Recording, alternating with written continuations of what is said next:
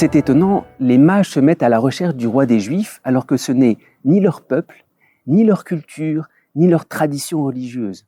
Et c'est peut-être ça qu'il y a d'important à découvrir, la foi chrétienne dans laquelle les mages se mettent mystérieusement à entrer, cette foi chrétienne dépasse les cultures, dépasse les traditions religieuses. Les mages, cela désigne en réalité des prêtres, donc qui avaient leur propre pratique religieuse. Et ces prêtres avaient cette recherche, ils regardaient les astres, c'était aussi des savants.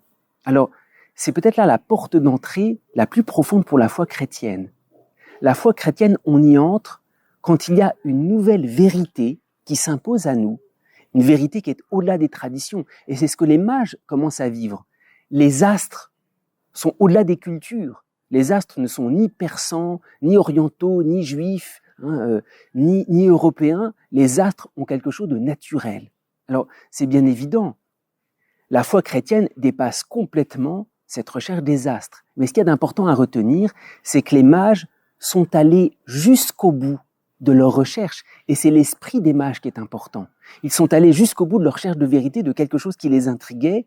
Et c'est à travers cela que Dieu les a introduits de façon mystérieuse et les a conduits jusqu'au Christ. Il y a cette question qu'on avait posée à Benoît XVI.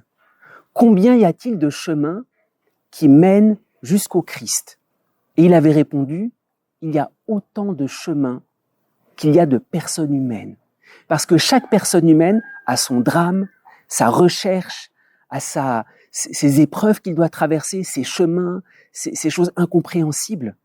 Et c'est ça dont le Christ s'empare pour nous donner la foi.